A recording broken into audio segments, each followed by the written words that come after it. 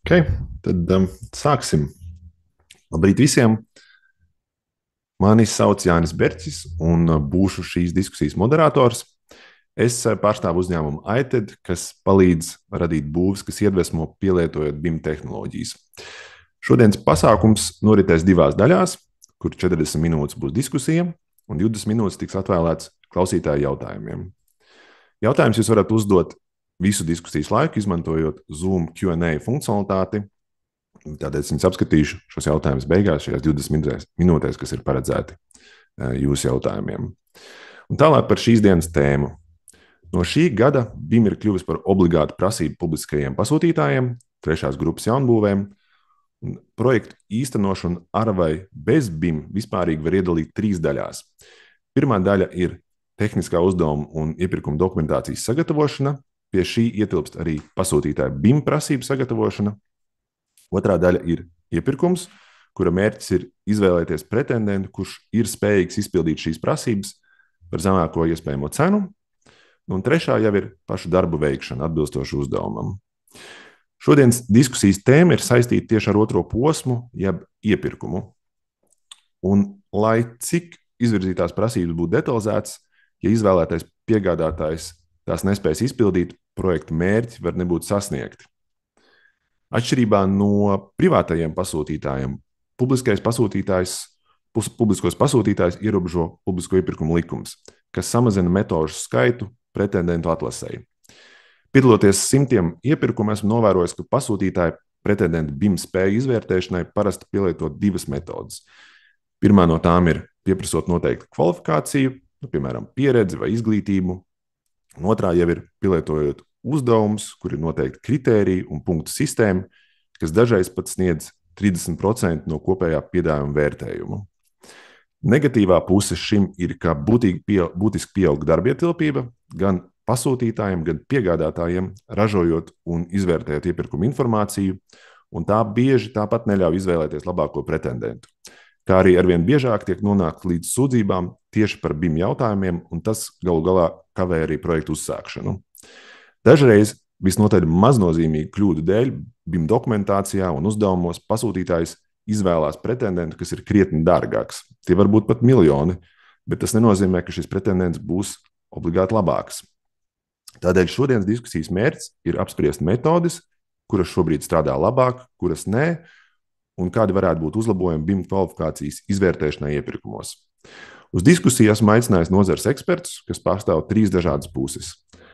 Sākot ar pasūtītājiem, Dmitrijs Kots, valsts nekustamo īpašumu būves informācijas modelēšanas un vadības daļas vadītājs, Mārtiņš Millers, akcijas sabiedrības RB Rail BIM komandas vadītājs, no uzraugošās puses Andris Kaņeps, iepirkuma uzraudzības biroja tiesību aktu piemērošanas departamenta direktors vietnieks, un no piegādātāja puses Kaspars Ločs, SIA CMB BIM projekta koordinators. Un tagad sākam ar jautājumiem. Pirmie jautājumi būs tieši pasūtītājiem. Un pirmais būtu, cik lielu ietekmi iepirkuma laikā izvēlētā komanda un tās kvalifikācija atstāja uz turpmāko BIM projekta realizāciju. Varbūt Mārtiņ, vari sākt? Jā, sveiki visiem. Paldies par uzaicinājumu. Par jautājumu. Es domāju, ka komandas kvalifikācijai ir ļoti liela nozīme. Bet mūsu pieredze rāda, ka parasti BIM komandas ir ļoti zinošas un spējīgas, jo kaut kā ir sajūta, ka līdz BIM lauciņiem parasti nonāk cilvēki, kam patīk rapt, kam patīk iedziļināties un mācīties un ieguldīt daudz stundas tajā. Līdz ar to es ļoti retos gadījumos esmu saskāries ar kaut kādu nekompetenci vai nezināšanām. Parasti izaicinājumi rodas, kad ir pārprast kādu tvērumu detaļu par kaut kādu konkrētu prasību, vai arī tiek tā iekavēta termiņa, un tad kaut kas ir jāsarauj, un tad kaut kas tiek griezts ātri nost, lai varētu kaut ko paspēt, un parasti BIM ir pirmais, kas cieš, un attiecīgi tad es domāju, ka atbilde būtu, ka nozīme ir ļoti liela, bet ietekme varbūt nav tik liela, kā Es pat teiktu, kaut kādām vidējās vadības izvēlēm, organizējot iepirkumu vai organizējot pašus darbus vai sekojot līdzi darbiem. Labi, Dmitrij, kāds tev viedoklis? Jā, labdien visiem! No manas puses arī paldies par uzaicinājumu, piedalīties šajā diskusijā. Par komandas ietekmi skaidrs, ka ietekme ir liela. Ko es varu no savas puses uzsvert, ka mēs neizdalām mūsu iepirkumus BIM komandu no kopumā izpildītāja projekta komandas. Ja mēs runājam par projektēšanas pakalpojumu, tad jā, ir atsevišķas lomas, kas ir konkrēti BIM speciālisti, bet arī visu, piemēram, projektu daļu projektētāji. No mūsu skatu punktu arī ir BIM speciālisti. Līdz ar to pasūtītāja mērķis ir skaidri definēt prasības. Es teiktu, ka tas atslēga moments ir skaidri definēta tehniska specifikācija, jeb darba uzdevums, lai izpildītājiem būtu skaidrs, kas tiek prasīts. Tā ir, kā teikt, viens no veiksmīgas projekta īstenošanas priekšnosacījumiem ir skaidri definētas pastāja prasības, lai arī pretendents varētu nodrošināt atbilstošu komandu. Paldies! Runājot par jūsu šī brīža iepirkumiem, kas ir tie kvalifikācijas kritēriji, ko jūs izmantojat speciālistu atlasē jūsu projektos, un kas ir tās lielākās problēmas, ar ko jūs saskaraties tieši vērtējot to kvalifikāciju? Jā, jāsāk ar to, ka mums jāievēro publiskais iepirkuma likums, un publiskais iepirkuma likums paredz, ka iepirkumiem par projektēšanu, kur ir gan projektēšana, gan būvdarbi, nevar vērtēt tikai cenu, ka jāvērtē viens no 3 kritērijiem - risinājumu energoefektivitāte, būs informācijas modelēšanas piemērošana vai papildus pieredze specialistiem.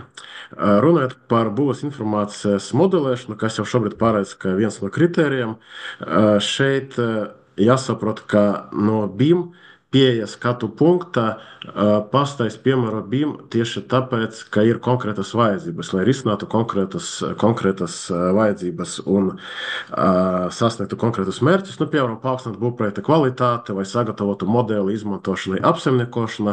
Līdz ar to mēs nevaram vērtēt, piemēram, mēs nevaram dot papildus punktus, ja kāds pretendents piedāvā veikt projektēšanu BIM vidē.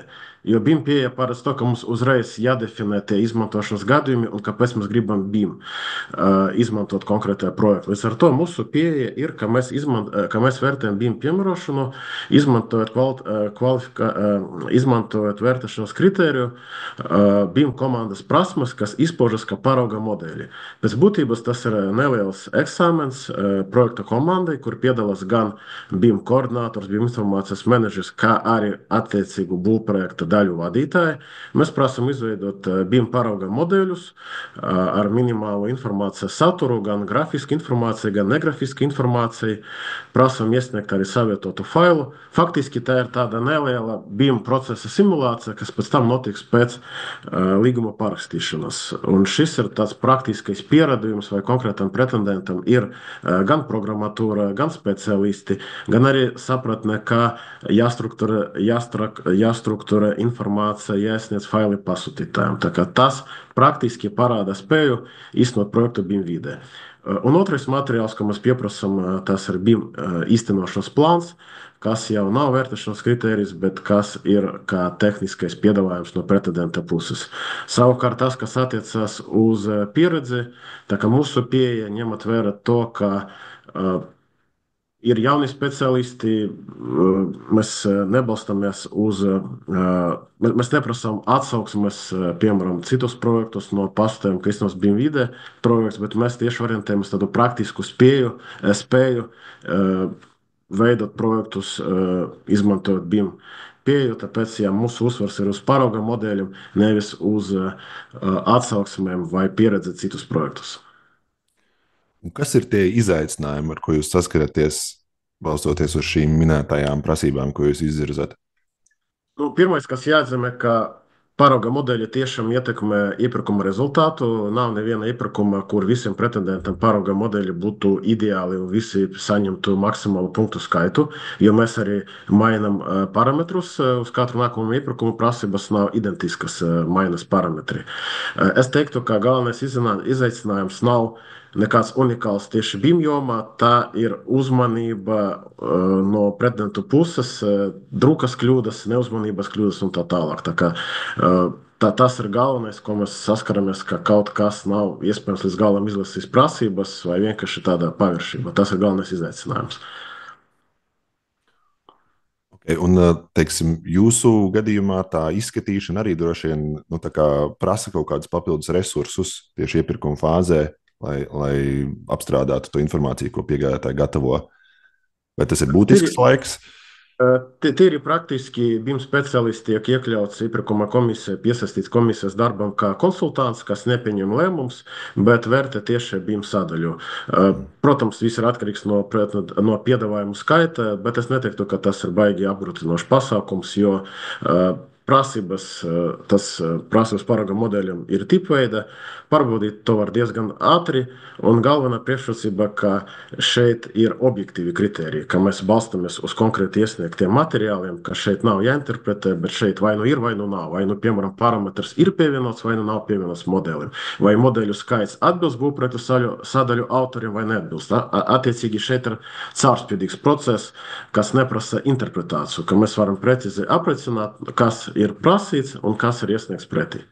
Protams, tas aizņem zināmu laiku, bet es neteiktu, ka tas paildzina iepirkuma procedūru, jo šis papildus materiāls tiek deleģēts arī papildus specialistam. Līdz ar to no komisijas darba skatu punkta tas nepaildzina vērtēšanas procedūru. Labi, paldies. Mārtiņ, kā ar jums par to, ko jūs izmantojat savos iepirkumos un kas arī jūs izaicinājumi?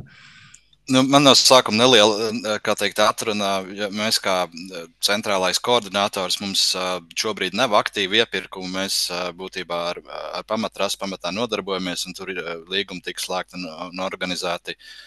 Šķiet 19. gadā, tas ir pirms vēl es sāku, bet ar konkrētākiem projektēšanas un tādiem līkumiem parasti nodarbojās ieviesēja institūcija, šajā gadījumā Latvijas gadījumā tas ir Eiropas dzelzceļa līnijas, un tad mēs viņam, līdzīgi kā Dmitrijs minēja, kā viņiem ir ārējais, ne ārējais konsultants, bet pieslēgts ir iepirkumam konsultants BIM jautājumos, tad tie parasti esam mēs, un tad mēs viņiem palīdzam gan izveidot šos vērtēšanas kritērijus un visu pārējo, un arī izvērtēt konkrētos piedāvājumus. Tas skaits ir droši vien daudz mazāks nekā valsts nekustamiem īpašumiem, bet mūsu pieredze ir tāda, ka mēs pamatā paļaujamies uz pirms kontrakta BEP-u vai BIP. Un mums ir veidne, standarta veidne BEP-am, un tad mēs vienkārši nosakām, kurām sadaļām būtu jābūt aizpildītam, kādai informācijai jābūt minētai, kādai aizpildītai, un tajā pat laikā mēs arī esam atklāti ar vērtēšanas kritērijiem, lai izvairītos no kaut kādām interpretācijām, respektīvi pilnībā aprakstīs tas un tas, vai kaut kāds temats nav aprakstīts, tad ir skaidrs, ka to mēs neieskaitam un tādā garā. Un, protams, tie kritēriji un nosacījumi atšķirsies no projekta uz projekta, jo nav nepieciešams vienkārši prasīt kaut ko prasības pēc, bet skaidrs, ka tam jānāk ar kaut kādu rezultātu. Un es teiktu, ka lielākie izaicinājumi noteikti ir arī, kā Dmitrijs jau pirmīt minēja, paši noteiktās prasības. Viņām, protams, jābūt maksimāli neinterpretējamām, bet to nav vienmēr viegli izdarīt. Bet, jācenšas būt, kā teikt, atklātiem un objektīviem šo kritēriju noteikšanā un izvairīties no tāda veida pārpratumiem. Paturpinot par BIM īstenošanas plānu, laikmetā, kad tekstuāla informācija var uzģenerēt ļoti plašu, izmantojot mākslīgo intelektu, vai šis tiešām ir veids, kā pārliecināties par piegādātāju kompetenci tavā izpratnē? Man šķiet, ka jā, pirmām kārtām tādēļ, ka mēs neesam nonākuši, un izskatās, ka neviens nav nonācis pie tāda universāla kritērija, kad visu, teiksim, varētu atmest un lietot tikai vienu metodi. Savādāk mums nebūtu šīs diskusijas. Un, attiecīgi, pirms kontrakta BEPā, tad nosakot kaut kādas konkrētas, kā iepriekš minēju, konkrētas lietas, kas ir projektam specifiskas, tad var attiecīgi mēģināt pārbaudīt informāciju. Skaidrs, ka var izmantot šādus rīkus, lai ģenerētu tekstu, bet galu galā kādam tajā galā būs jāiziet cauri un jāatrod, vai ir vai nav halucinējis kaut kur viņa rīks, vai tiešām viss ir loģiski saslēdzies kopā. Un tas jau, manuprāt, paliek jau arī par plašāku jautājumu, kas ir, nezinu, varam attiecināt arī uz augstskolām, cik daudz to var izmantot vai nevar izmantot rakstīšanā un tādā garā. Un galā, ja tā tiešām kļūst par problēmu, ir jau arī tādu pašu tūļu no otras puses, kas to salīdzina un ģenerē, un skatās, vai tas ir rakstīts ar mākslīgo intelektu vai cilvēks ir rakstījis. Bet, manuprāt, tieši konkrētās situācijas prasības, kas tiek prasītas, kas būtu jāapraksta un kaut kādā loģiskā veidā, arī būtībā sarežģītu kaut kādu automātisku šo tekstu ģenerēšanu, manuprāt.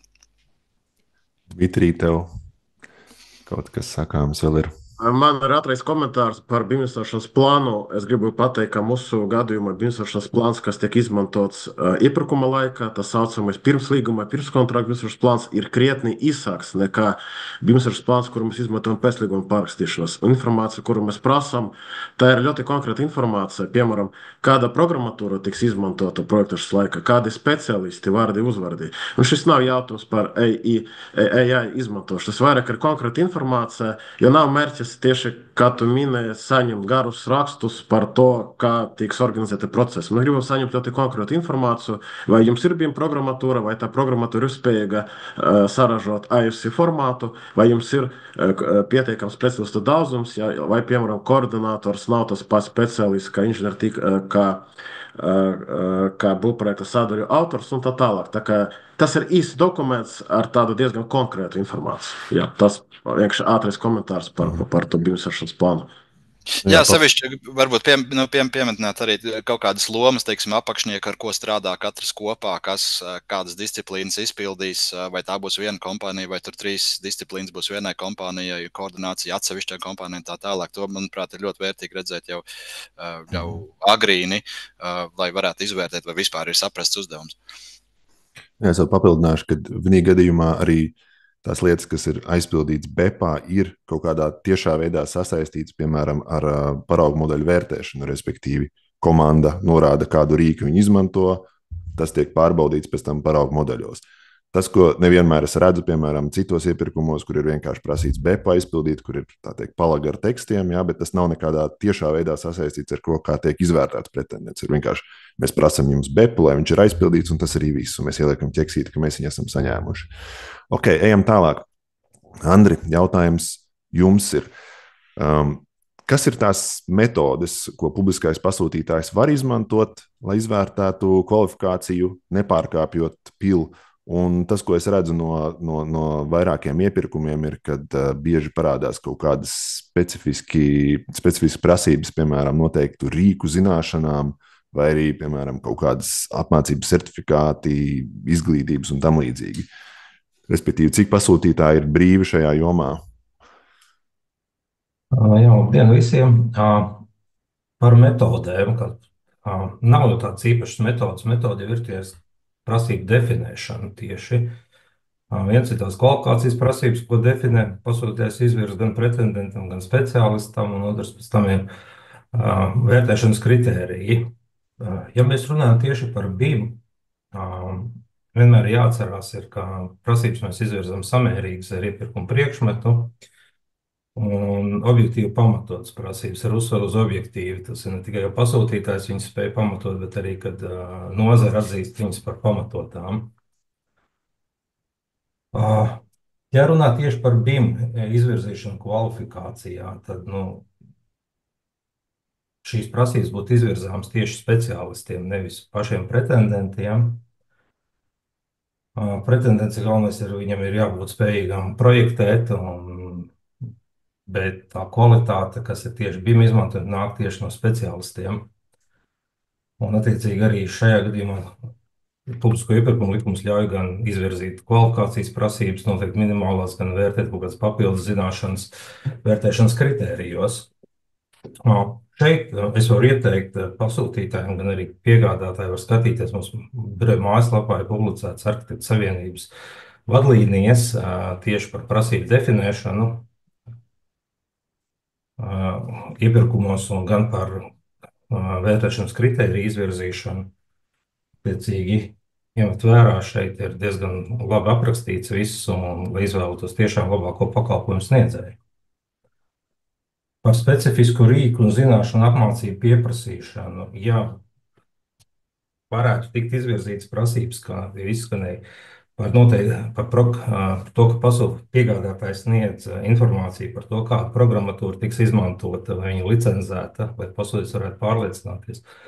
Arī apmācības speciālistiem, ka viņi ir apmācījušies un zina šo darbiešanos BIM vidē, arī to var prasīt. Protams, visam jābūt pamatotam, vai konkrētā gadījumā tas ir nepieciešams vai nav. Arī Arhitektu savienības vadlīnijās šis te ir tieši minēts, ka var šīs apmācības gan prasīt, gan arī attiecīgi par programmatūru. Ko vēl šeit varētu pieminēt, ņemot vērā tos vērtēšanas kritērijus? Ja vērtēšanas kritēriji projektēšanas iepirkumos paredz tur noteikts 3 grupas, kas ir viena no 3 jāizvēlas obligāti, ko vērtēt ir. Šeit jau kolēģi minēja, tad es varu pievērst tieši par to BIM izmantošanu.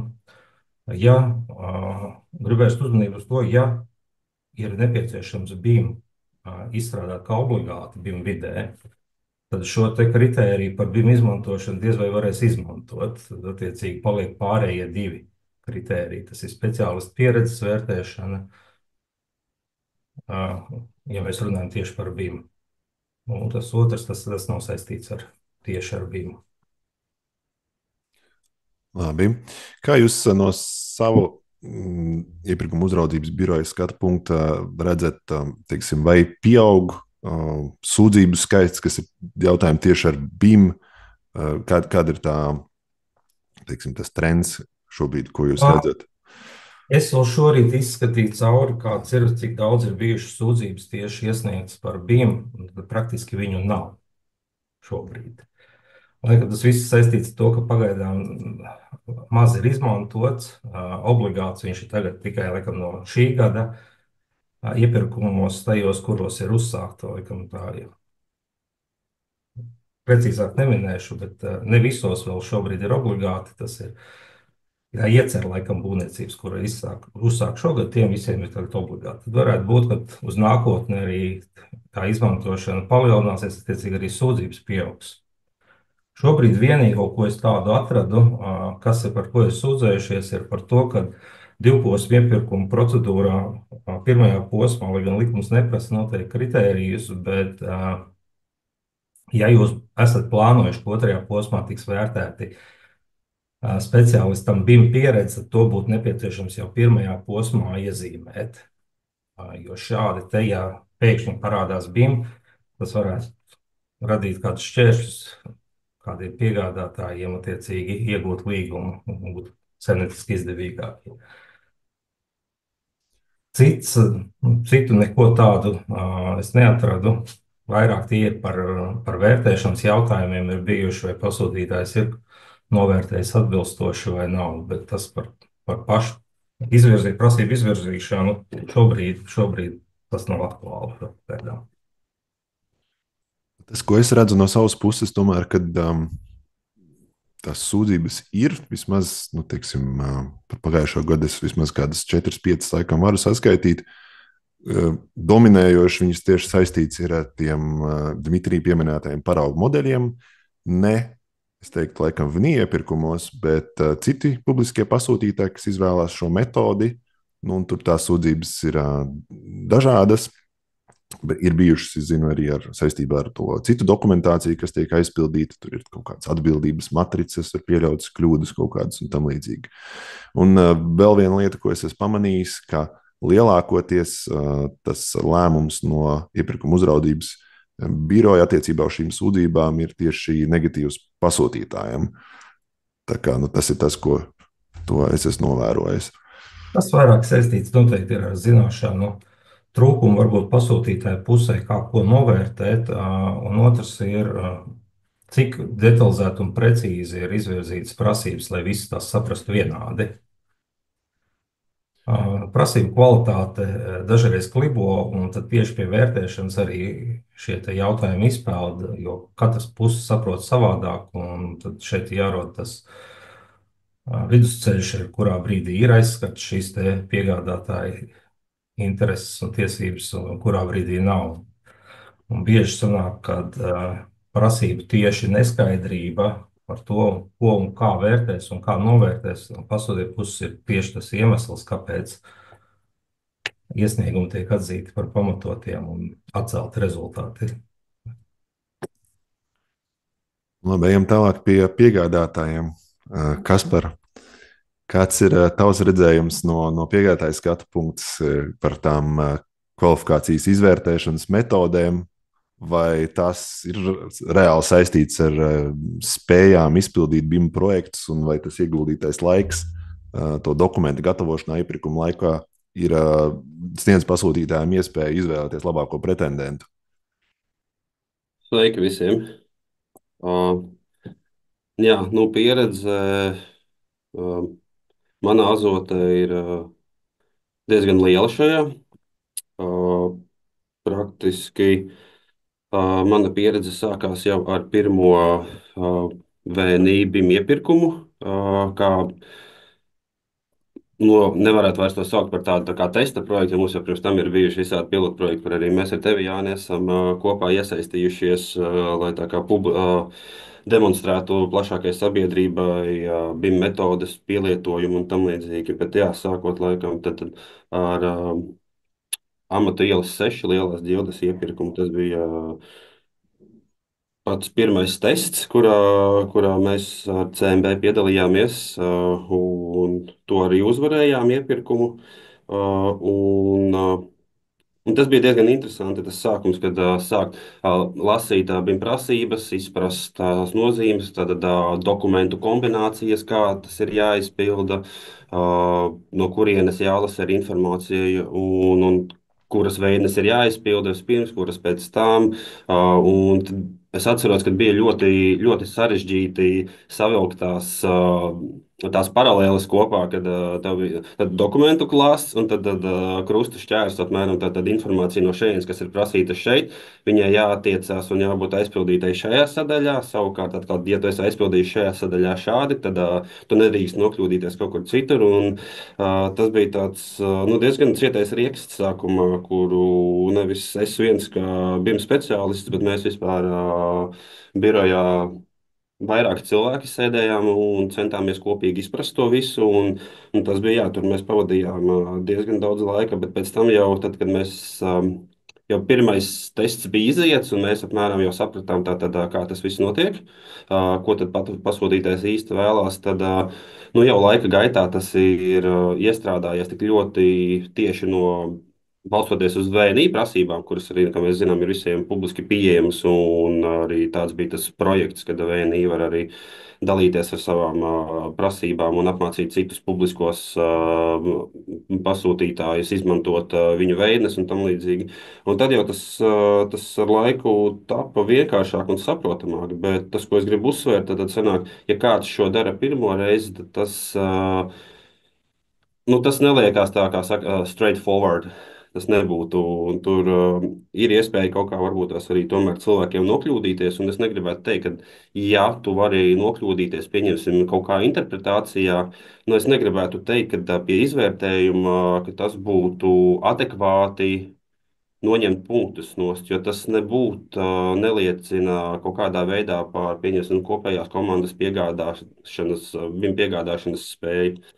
Un vispār ir vērts atcerēties, kā mēs zinām, judikatūra kā tāda ir, tas ir kā mēs lasām vārdu, un mēs arī zinām ļoti daudzās tiesu praksēs, pieņemsim, tā teikt, visas pārsūdzības, ja mēs pat nerunājam par iepirkumu, bet jebkāda veida, kur kāds cenšas pierādīt, pieņemsim, savu taisnību vai savādāk, tad, ja ir uzvarētas kādas pārsūdzības, tad mēs varam saprast, ka iespējams, ka arī izvērtēšanas pirmajā posmā, vienalga par kādu tēmu, pieņemsim, ko te šoreiz par iepirkumiem, nu, tas ir kā kurš lasa teikumu, kā kurš saprot. Un tad, vai tas ir spējīgs pierādīt vai nē. Un mēs paši zinām, ka tas ir arī ikdienas ziņās ļoti daudz dzirdami šādi gadījumi, un tāpēc es arī šo varētu ļoti referencēt arī uz iepirkumu, arī uz BIM jautājumu. It īpaši ņemot vērā, ka mums tās speciālistu lokus valstī ir tik, cik ir, lai varētu ne tikai viena puse, kas pretendē uz šo, bet būtu arī otra puse, kas šo pieņemsim spēj izvērtēt šīs prasības. Kas vēl ir novērots? Arī atļaušos teikt, arī pieņemsim, sazinoties ar VNI speciālistiem. Man ir bijušas situācijas, kad pieņemsim, cits pasūtītājs ir izvēlējies VNI vadlīnijas, kā iekļaut savā iepirkumā.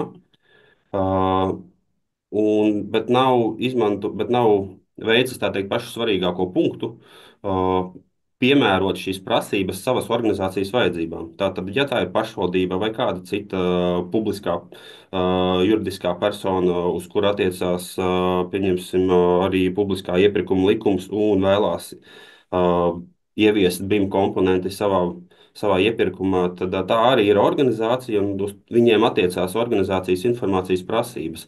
VNI ir izstrādājuši tieši savas, tās ir viņu organizācijas prasības. Savukārt visiem pārējiem ir pienākums, un to arī VNI ir atzinis, ka viņi priecātos par to, ja kāds izmantojot viņu publiski pieejamos materiālus, arī pakonsultētos, kā viņus pareizi pielietot. Jo ir bijušas situācijas, kad es patiešām nevēršos varbūt ar jautājumu iepirkuma kārtā pie šī konkrētā pasūtītāja šobrīd, bet es vēršos pa citiem saziņas kanāliem pie VNI prasību pārzinātājiem, pieņemsim, lai paskaidro, varbūt tās man, kā jūs esat domājuši šo, un tad es mēģinu saprast, kā man atbildēt vispār iepirkumā. Trešais, ko es esmu novērojis un ko es esmu dzirdējis arī šajā iepirkuma telpā, ir gadījumi, kad pasūtītāja BIM speciālists, tātad jau pasūtītājs ir gājis jau kādu soli uz priekšu, ir nolīdzis speciālistu BIM jautājumos, lai palīdzētu tātad ar projekta BIM prasību izveidi, bet šī persona nav iekļauta, pieņemsim, iepirkuma komisijā, kurā tad tiek komplektēta visa šīs prasības. Un tad ir sanācis tā, ka ir arī iepirkumā tādas neloģiskas kombinācijas. Tātad tev ir nolikums, tehniskā specifikācija un vēl BIM prasības. Bieži vien arī neiet kopā, pieņemsim, tehniskās specifikācijas prasības ar BIM prasībām. Nu, pieņemsim, tāds varbūt tās. Šodien tas vairs nepastāv, bet, kā piemērs, lai visiem vieglāk uzskatāmāks būtu, tehniskā specifikācija prasa, pieņemsim, digitālo materiālu. Projekta digitālo materiālu teikt, iesūtīšanu, nodošanu pasūtītājiem, pieņemsim, zibatmiņā un CD formātā. Tas jau bija dažus gadus atpakaļ. Tā pašā laikā nekas tieši par digitālā materiālu, kur tieši par digitālā materiāla apriti vajadzētu būt prasībām, kas ir pasūtītāja informācijas prasības. Nekas tieši par šādu metodi nav minēts. Un tad, var saprast, ka ir vienkārši mehāniski kombinētas kopā iepirkuma dokumentācijas bez savstarpējās sasaistes. Tas atkal mums, kā piegādātājiem, rada nelielas galvas sāpes, tad izprast, jo mēs jau esam tie, kuriem ir jākvalificējas. Un sanāk, ka ir arī negodīgi, pieņemsim, ja mēs nespējam kvalificēties tikai tādēļ, ka mēs nespējam izprast kļūdu, kas ir radusies varbūt tās otrā pusē, un tad mums ir. Šī ir arī vispār, varbūt tās savā veidā, to varētu arī uzskatīt par kaut kādu publisko līdzekļu, varbūt tās arī izšķērdēšanu, ja visu laiku, pieņemsim, kaut kā tiek atrastas no piegādātāja puses kaut kādas kļūdas, un ja mēs vilcinām šo iepirkuma gaitu, tad mēs pastiepjam arī projektu termiņu, kā mēs zinām, publiskā persona arī pārsvarā darbojās uz piešķirtā budžeta pamata. Tad, ja mēs pagarinām projekta termiņus ar kaut kādām situācijām, kas ierobežo, pieņemsim, šī iepirkuma noslēgšanos, un ir pagarināti termiņi, mēs arī pagarinām līdz ar to būvniecību.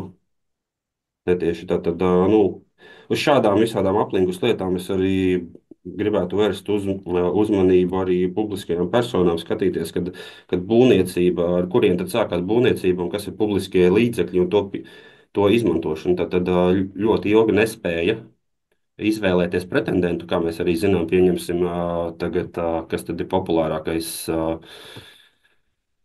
infektoloģijas centrs. Tātad, tas jau arī aiziet līdz praktiski publiskai veļas mazgāšanai šāda veida, un tās ir arī publisko līdzekļu neliederīgas iztērēšanas, bet mēs zinām, ka likums nosaka kaut ko citu, tieši liederīgu līdzekļu izmantošanu. Tādēļ vajadzētu arī skatīties uz iepirkuma dokumentāciju un BIM prasību Kaspar? loģisku tādu salikšanu. No tava skatu punkta, teiksim, tā, kad pārbauda tavas komandas kompetenci, kas tavuprāt ir tās prasības, kuras tavuprāt reāli ir pamatotas un spēj pateikt, kad jūs esat pietiekoši pieredzējuši, lai izpildītu tās viņa prasības, un kas no otras puses ir kaut kāds varbūt, teiksim, liekas lietas, kas tiek darītas un no kā, principā, tas nekādā veidā nepalīdz. Jā, atzīšos, ir izmantots arī AI,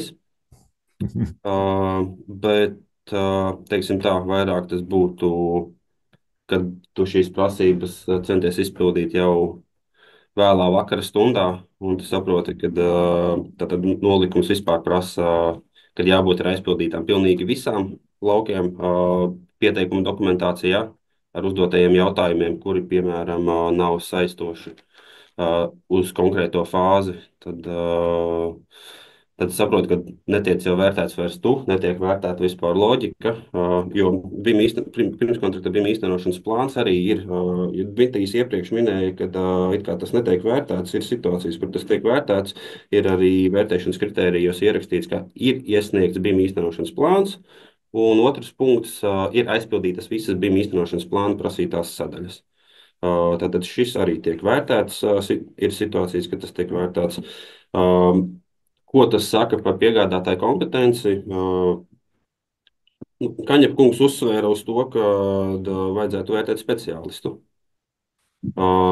Speciālisti nāk un iet, piemēram, ja iepirkuma process arī ievelkās, mums ir ļoti daudz situācijas, kad mūsu speciālisti, kuri ir iepirkumā jau bijuši nominēti, jau ir 2 vai 3 no speciālistiem ir nomainīti, un mums ir jāpārskaņo, pieņemsim, speciālisti. Tātad šajā gadījumā sanāk, ka būtu izvērtēšana uz speciālistu, bet to speciālistu vairs nav, un mēs tikai pārskaņojam. Tā arī varētu būt. Tātad, ja mēs izvērtējam speciālistu, tā ir negodīga prakse, jo speciālists pēkšņi nomainās. Tas būtu tas pats, kas mēs paņemam citu speciālistu, ar kuru mēs varētu uzvarēt iepirkumu, un tad mēs izvēlamies citu speciālistu, kurš vienkārši tiek bez kvalifikācijas pārvērtēšanas izmantots šī projekta realizācijai.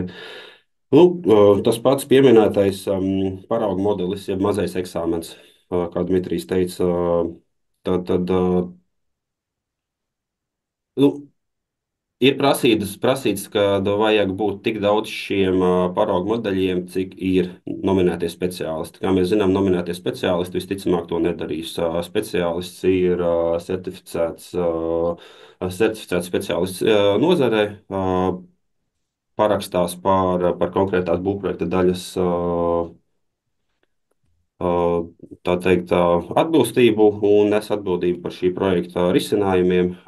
Šis speciālists arī tiek nominēts kā arī BIM paraugu modeļu izstrādē, bet mēs zinām, ka īstenībā BIM paraugu modeļus vajadzētu tad izstrādāt praktiski visai komandai, kuri it kā piedalīsies šajā projektā, modelē nevis, pieņemsim, arhitektūras daļu, kā mēs zinām, un birojā nemodelē viens cilvēks, bet normālā gadījumā programmas paredz, ka mēs varam 3, 4, 5, 6 un 17 strādāt pie viena modeļa. Tas nozīmē, ka It kā tad vajadzētu izvērtēt visus, bet tiek izvērtēts viens. Tad arī šeit ir tāda neloģika izvērtēšanas principā. Un vēl es esmu pieredzējis arī to, ka tiek izvērtētas lietas, kuras nav rakstītas nolikumā, ka tiks izvērtētas. Arī par šo ir bijušas pārsūdzību gadījums pie IUBA, un tas arī ir ticis vērtēts. Ka, mēs saprotam, ka ļoti var arī. Ir grūti uzticēties arī, ka pasūtītāja pusē būs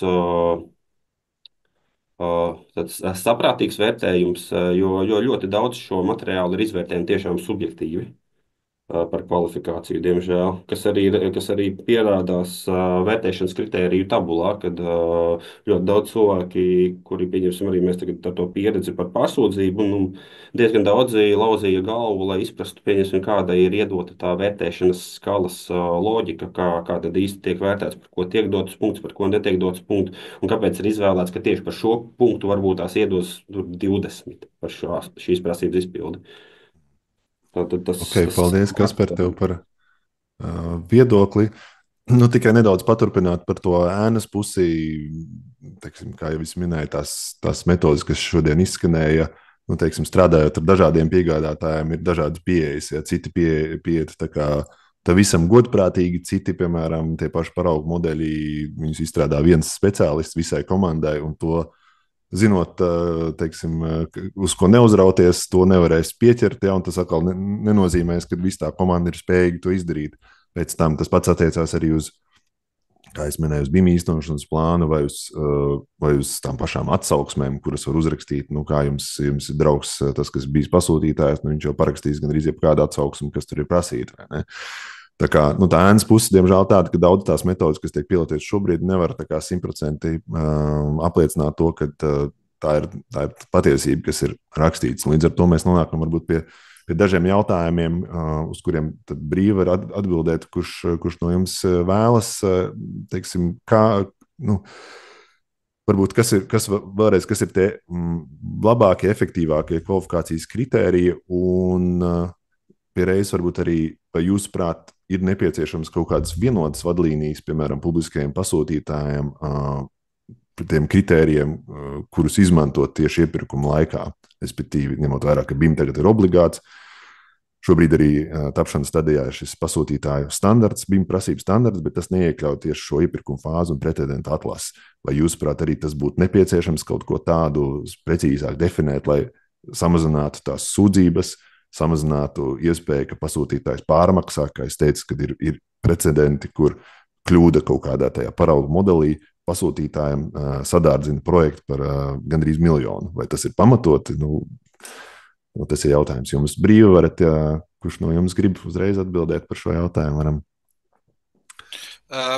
Es uzreiz varu pateikt, ka es, teiksim tā, ar visām 4 atbalstu pirmskontrakta BIP, bet, kā jau daudzas reizes ir parādījies, ar pamatotām un projektam atbilstošām prasībām. Nevis kā Kaspars minēja, ka tiek prasīts aizpildiet sadaļu čeku, ir jābūt saturam, nevis kā teikt, checkbox pēc ražojam papīrus. Mums jau te pietiek birokrātijas un apgrūtinātas kustības.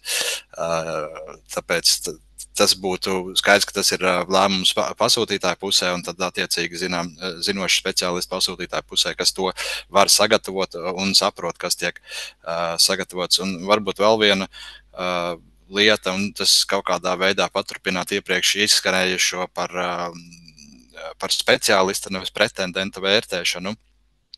Un tas patiesībā arī, manuprāt, attiecās arī uz šo te prasību uzstādīšanu un nesakritībām starp BIM prasībām un tehnisko specifikāciju. Atsevišķu speciālistu vērtēšanu būtībā jau noliek BIM kā tādu, kā atsevišķu disciplīnu. Un kā Dmitrijs iepriekš jau minēja, tāds vispār nav BIM mērķi, lai būtu atvērta, saprotama informācijas plūsma visos projekta līmeņos, starp visiem projektā iesaistītajiem. Nevis tur ir 2-3 čaļi stūrī, kuriem neviens nekomunicē, kas ražo modeļus. Mums ir jābūt visai komandai iesaistītai un attiecīgi kaut kāda tur šķēršļu likšana vai netieša, teiksim, šādā segregācija silosos, manuprāt, nav vēlama, un tas arī būtu jāvērtē arī, teiksim, nosakot arī prasības. Jā, vai vēl kāds ir papildināt? Jā, varu to arī no savas puses nokomentēt. Es gribētu saglabāt tādu veselu sapratu, jo es aicinātu uzsvērt visus šos vērtēšanas rīkus un kritērijus kā risku mazināšanas pasākumus. Bet te ir jāievēro līdzsvars. Mēs varam ļoti detalizēti visu kontrolēt un vērtēt, bet es teiktu, ka jāiet divos virzienos vienlaicīgi, jo arī nozares darba kultūras paaugstināšana, nozares kapacitātes un kompetences paaugstināšana, tas ir otrais virziens. Nevajadzētu arī visu likt uz pasta atbildību, kā pārbaudīt līdz pēdējai detaļai, kā katrs speciālists, vai tieši viņš to ir darījis, vai konkrētas pretendenta komanda tā arī darīs. Ir arī kopumā, jo kompetentākā nozare, jo kvalitatīvāks pakalpojums un kvalitatīvāks piedāvājums. Pēc būtības arī ir mūsu tehniskā specifikācija, kur ir pateikts, kādu pakumu vēlamies saprast. Un visi šie vērtēšanas procesi ir tikai risku mazināšanas pasākumi, kur mēs mēģinām pārliecināties, ka tiešām mūsu prasības tiks izpildītas. Bet, otrā liela puse ir arī nozare spēja izpildīt prasības, attieksme arī. Jo kāpēc mums vispār parādās jautājums par saimnieciski visizdevīgākā piedāvājuma kritērijiem? Tāpēc, ka ir zināms izaicinājums, ka publiskajos iepirkumos bieži uzvar zemākā cena. Un ar šo saimnieciski izdevīgākie piedāvājuma kritērijiem mēs vēlamies saņemt kvalitatīvākus piedāvājumus. Bet šeit jau veidos tāda dilema, jo BIM pieeja paredz to, ka mēs apzināti piemērojam BIM, saprotot, ko mēs vēlamies saņemt. Kāpēc mēs pieprasām BIM?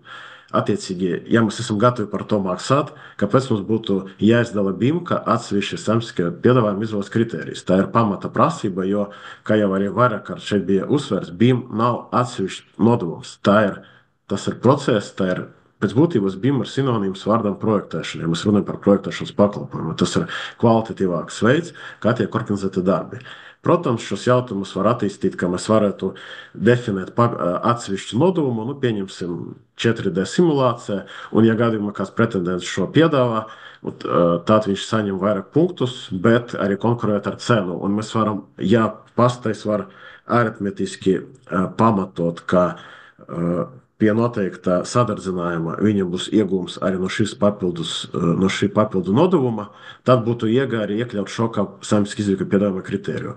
Bet šeit jābūt pretī pamatojums, ka, teiksim, mēs pamata mums nav obligāti jāsaņem šo 4D simulāciju, bet pie noteiktas sadardzinājuma, ja no šī būs iega, ja tomēr, teiksim, mēs esam gatavi izpildīt projektu arī bez šī papildus nodevuma, bet ja būs šis, tad būs arī labāk. Tad attiecīgi tā varētu darīt, bet pamatā ir sākumā ir konkrētas vajadzības projektu, kas ir vajadzīgs pasūtītājiem, un tad tālāk, ja mēs skatāmies nevis uz saimnieciski izdevīgā piedāvājuma kritērijiem, bet uz kvalifikācijas prasībām, šeit arī, kā iepriekš bija runāts, tad jābūt līdzsvaram starp laiku, kuru mēs varam patērēt vērtējot pretendentu piedāvājumus, un arī pierādījumiem, ka konkrētais pretendents var izpildīt prasības īstenot projektu BIM vidē. Jo mēs nevaram atrisināt, ja kopumā nav pretendenti, kuri var to izpildīt, tad to nevar atrisināt ar stingriem kritērijiem. Jāievēro līdzsvars, bet arī šie parauga modeļi parāda diezgan daudz, ka to var izdarīt varbūt ne konkrēti tas speciālists, kas skaitas, kas ir norādīts kā daļas autors, kas pārakstījuši dokumentāciju. Bet arī BIM prasības to nepareizi. Mēs labi saprotam, ka daļas vadītājs, tā ir tā kā loma, un tur varbūt vesels uzņēmums, apakša vesela komanda, varbūt BIM tehnici. Tas ir pilnīgi normāli. Bet pat šis ir viens no instrumentiem, kā mēs jau kaut kādu daļu jau varam redzēt, ka ir programmatūra, ir vismaz šie speciālisti, kuri spējīgi korekti savietot modeļus, pievienot informāciju, iesniegt pasūtītājiem. Tā kā šis ir viens no instrumentiem, kā mēs varam pārliecināties par šo spēju, bet arī jābūt līdzsvaram starp to vērtēšanas procesu un arī gala rezultātu. Labi, iesim pie jautājumiem. Šeit viens jautājums iepirkuma uzraudzības birojām ir, acīm redzot, no pasūtītāja puses, raksta, ka kā viņiem rīkoties, ja tātad pretendents, kurš ir uzvarējis iepirkumā, viņa speciālisti, kur izstrādāja tos saucamos paraugu modeļus, pēc tam projekta realizācijas gaitā nav vairs tie paši speciālisti, kas izstrādā tos būvs informācijas modeļus, projektē, teiksim tā, un pretendents nav saskaņojis vai pārskaņojis citu speciālistu iesaisti.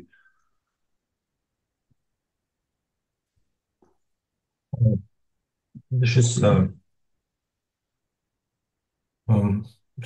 likums jau uzliek par pienākumu šādu speciālistu nomaiņu saskaņot vienmēr un pārliecināties par kvalifikāciju. Būtībā nedrīkst piedāvāt sliktāku speciālistu, kā tu esi piedāvājis, ja tur vērtēti ir saimnieciskie kritēriji, piegādā puses un šī te būtībā piegādātājs, kas izpilda līgumu, nav tiesīgs būtībā nomainīt šos te speciālistus pats, aizstāt, un šis te būtu jāparedz līgumā attiecīgi regulējums, un kā rīkosies šādā situācijā. Tur tāpat pasūtīties tiesīgs paredzēt sankcijas. Bet tas būtiskākā lieta, kas šeit ir tā, ka pasūtītāji lielākoties aizmirst, ka iepirkums pats process ir mazākais posms, vieglākais posms visā šajā kopumā. Galvenais posms ir līguma izpilde un līguma vadība, un pasūtītājiem ir aktīvi jāiesaistās līguma vadībā un kontrole. Šis ir tas, kas visvairāk libo pie mums, un līdz ar to ir nekvalitatīvi gala produkti, dažādi speciālistu nomaiņas, dažādi atkāpes no likuma regulējuma, no līguma regulējumiem. Attiecīgi šīs prasības kopumā būtu jāparedz, kā rīkosies, ko darīt šajās situācijās, kas notiks, būtībā viss jāparedz ir iepirkuma līgumā. Labi, paldies. Redzu komentāru no Mārtiņa kolēģa Raita Bušmaņa. Tātad par prasībām pretendentiem pret prasībām speciālistiem. Viņš raksta, ka problēma ir tajā, ka pat, ja speciālisti ir ideāli BIM jomā, ja pretendents BIM jautājumiem un procesam nepievērš pietiekamu lomu, tad BIM nav integrēts visā projekta procesā, tad speciālista kvalitāte un kvalifikācija reālā projekta īstenošanā ir samērā zema. Un viņš saka, ka jādomā, kā tieši celt pretendentu vēlmi lietot BIM kā procesu. Arī var piekrist par to, ka tiešām pat ja viss spīdošākā komanda, teiksim, ja BIM nebūs izmantots jau no paša sākuma pilnvērtīgi, tas var neradīt vēlmi vai neradīt iespēju sasniegt tos mērķus. Tas bija laikam kā komentārs. Varbūt Martin ir kaut kas, kas piebilstams šim te. Tas jau apmēram, ko jau es pirmī teicu, ka tas bieži vien kaut kādā vidējā vadības līmenī, un tas pat ir abās pusēs, gan pasūtītāja, gan izpildītāja vidējā vadības līmenī, bieži vien kaut kāda izpratne un neiesaiste, kā teikt, var paklupināt visu procesu, un bieži vien jau kaut kāda šāda soļa ir reakcija uz kaut kādām citām lietām, kā piemēram termiņu kavēšanās vai kaut kādas prasību maiņas un finansējuma specifikas, kas attiecīgi noved pie šādiem soļiem. Tā kā varbūt tas nav tieši saistīts ar BIM komandu, bet tas saistīts ar vispārēju projektu vadību. Vēl viens interesants jautājums ir, vai nebūtu vieglāk uzturēt kaut kāda veida datubāzi ar spējīgiem uzņēmējiem vai speciālistiem, nevis katru reizi izvirzīt prasības un veikt pārbaudas. Un pēc tam vienreiz gadā atjaunot sarakstu, pārbaudot, vai darbinieki vēl projām strādā tur un tam līdzīgi. Līdzīgi arī tas jautājums varētu būt saistīts ar kaut kāda veida certifikācijas sistēmām un tam līdzīgi. Kāds jūsuprāt viedoklis ir par šo? Es pasteikšos pirmais, uzskatu, ka šajā jomā certifikācija būtu lieka. Tā pirmām kārtām atkal tas ir kaut kāds birokrātisks smagums, uzturēšana, izsekošana, tad kāds kaut ko dara, lai tiktu tajā certifikātā ķeksīšu pēc, nevis faktiski kaut kāda jēga no tā būt. Un es vēl projām pastāvu pie tā, ka konkrēta uzdevuma izpilde, kā Dmitrijs pirmīt minēja projekta sākumā, būtībā nodrošina sapratni, konkrētās prasības tiks izpildīts un nebūtu balstīts uz vienu vai divu speciālistu, bet uz komandas vai pretendenta spējām kopējām. Jā, varbūt vēl kāds grib piebilst uz šo jautājumu. Kāds ir jūsu viedoklis par certifikāciju vai par kaut kādām datubāzēm, kas apkopo? Jā, var piebilst. Viņas nebūtu īsti izmantojams, jo aptvertu tikai Latvijas speciālistus. Jūs zināt, ka publisko iepirkumu likumā būtībā nedrīkst ierobežot nepamatot, un šis varētu būt tādu datubāžu izmantošana kā viens no nepamatotiem ierobežojumiem. Šeit būtu jāskatās drīzāk, ja tie sabiedrisko pakalpojumu sniedzēji strādāt pie kaut kādām kvalifikācijas sistēmu izveidēm, publisko iepirkumu, atkal pasūtītāji, dinamiskās iepirkuma sistēmas veidot, varbūt tās, ja tur ir kaut kāds standarta projektēšanas, nezinu, vai tu var tur īsti līdz galam piemērot, bet kaut kāds citādāks, vispārīgās vienošanās kaut kādas sākumā slēgt, ja tās ir tādas mazas standarta projektēšanas, bet tā, principā, ja tas ir kaut kas vienreizējs, tur būs jāizvirz šīs te prasības un jānodrošina iespēja piedalīties jebkurām piegādātājiem. Jā, es varu piebilst, es pirms diskusijas aprunājos ar dažiem speciālistiem no ārvalstīm. Viens no tiem bija no Dubajas pašvaldības, BIM daļas vadītājs, un viņš minēja, ka viena no metodēm, ko viņi izmanto, viņi šajā gadījumā viņiem nav ļoti pārspīlētas prasības, bet viņi piedāvā no savas puses speciālistiem konsultācijas bezmaksas, kādā veidā šīs prasības izpildīt, ko viņi izvirzā. Viņi domā šo pacelt bišķīt vēl augstākā līmenī. Viņi teica, ka interese ir ļoti liela, bet viņi tā kā iespējams domā, ka varbūt uztaisīt to kā, teiksim, apliecinājumu, ka jums ir būtu jānoklausās kaut kāda tāda veida seminārs vai apmācības no viņu puses, un lai jūs varētu piedalīties viņu iepirkumos, lai respektīvi nav visu laiku kaut kādi līdzīgi jautājumi. Ok, ejam tālāk pie dažiem vēl jautājumiem, kas ir uzdoti. Šeit ir vairāk jautājumu tieši par tehnisko pusi, valstniekšiem īpašumiem, kādā veidā tiek izvērtēta, piemēram, paraugu modeļi vai arī BIM īstenošanas plāns. No Annas ir jautājums droši vien Andrim par to, kad kādā no iepirkumiem ir bijis prasīts BIM pieredze 5 gadi ar pierādījumiem. Vai tas tā kā ir pamatoti, un viņas prāt, varbūt tas ir diezgan apgrūtinoši ar atpakaļējošu datumu mēģināt dabūt pierādījumus, kad ir tāda pieredze.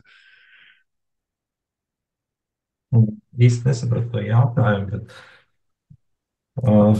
prasības ir vispārēji tie principi, kas pasūtītājiem ir jāievēro. Tas ir, kā es sākumā minēju, tas prasībām jābūt samērīgām, tas ir paplašinot šo te, kas skaidrot, ko nozīmē samērīgs, tas ir, ka pieredze nevar prasīt lielāku nekā var iegūt konkrētā līguma izpildē, un otra puse ir šās objektīvā pamatotība. Cik objektīvi pamatot ir nepieciešama konkrētā pieredze, lai īstenotu šo te līgumu. Tas objektīvi pamatots nevis, ka pasūtītāji ieskatā tikai, ka jā, viņam ir pamatojums, bet ka pati nozare atzīst šo te par pamatotu. Šis ir tas objektīvais pamatojums. Okay. Man vēl ir piebilde par pieredzi. Es atceros, ka mums bija vēl viens materiāls, kuru mēs agrāk izmantojam. Šobrīd mēs to tā plaši nepielietojam iepirkumus. Tā ir kompetences anketa, kur bija vairāki jautājumi pretendentam ne tikai par pieredzi, bet arī vai ir apmācīti speciālisti, vai ir izstrādātas iekšējās vadlīnijas, vai ir BIM programmatūra, kāda ir BIM pilotošanas veidi un tā tālāk. Un šis ir viens no tādiem kā kvalifikācijas vērtēšanas kvalifikācijas prasībām, kur kopā ar anketu pretendentam būtu jāizsniedz arī pierādījumi, piemēram, pierādīt, ka ir licences, pierādījumi, ka apmeklē mācību seminārus un tā tālāk. Un tas viss tā veido tādu priekšstatu, kā konkrētais uzņēmums saprot, kas ir BIM, un BIM procesi ir ieviesti konkrētajā uzņēmumā.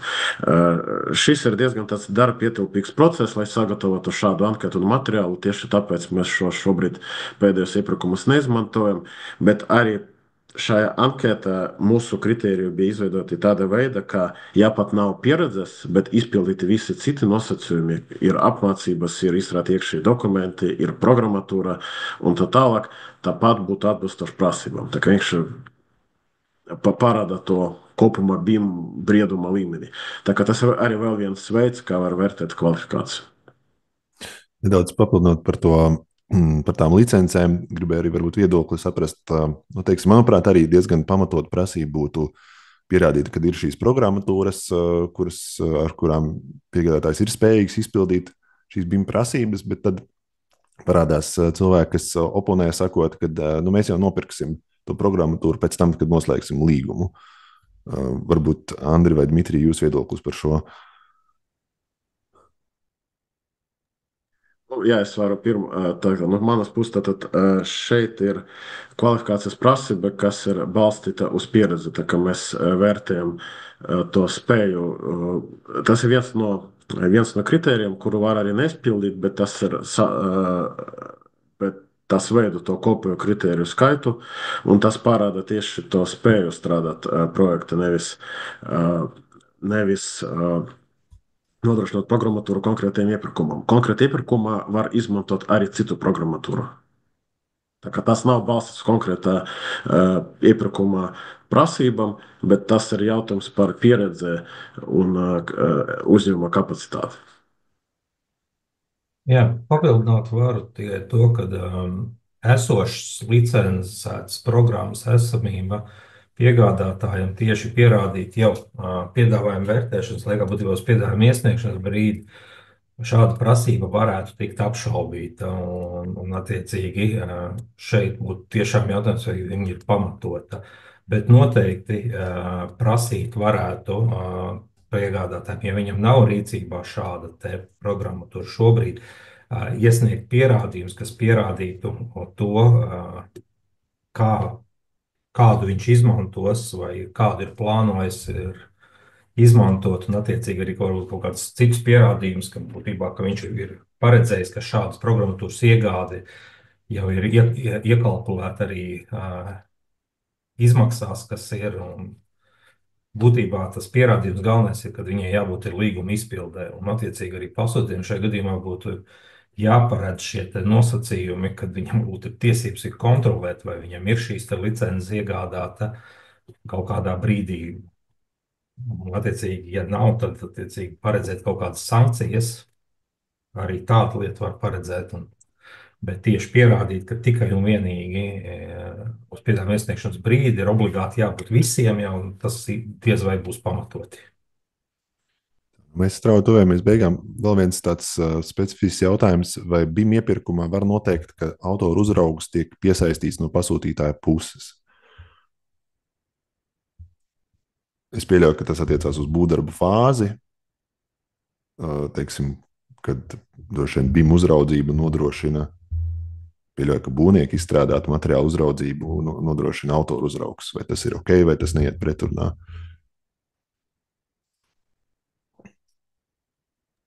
Faktiski šis jautājums nav par BIM, bet par normatīvu regulējumu, kas attiecas būvniecības procesu. Protams, ka autoru uzraugs var mainīties, varbūt arī izmaiņas būvprojekta. Es nedomāju, ka tas ir tieši BIM jautājums, bet savukārt mēs varam runāt par to, kas ir tiesīgs veikt izmaiņas būvprojekta būvdarbu laikā. Šobrīd tas ir projekta autors. Un tālāk mēs varam arī runāt par pienākumu BIM, aktualizēt BIM atbilstoši veiktiem būvdarbiem, izpildu modelis, bet šo uzdevumu var delegēt dažādiem personām. Tas ir jau atkarīgs, kā pasūtājs to ir definējis savā tehniskā specifikācijā. Labi, mēs esam strauji nonākuši līdz beigām. Mums vēl ir daži jautājumi, bet es palūkšu varbūt atsevišķi kolēģiem atbildēt uz šiem jautājumiem, pēc tam rakstiski es nosūtīšu tās atbildes. Kopumā diskusija, manuprāt, bija ļoti interesanta, un tādi pamatlietas, ko es piefiksēju, kad Dmitrijs, piemēram, minēja, ka pirmais solis ir izstrādāt ļoti kvalitatīvu, precīzu tehnisko specifikāciju, tehnisko uzdevumu. Tam šobrīd arī kaut kādā brīdī šogad parādīsies palīgs šis standarts pasūtītā informācijas prasībām, kuras jau palīdzēs noformulēt skaidrāk šīs prasības, precīzāk, nepārspīlējot viņas.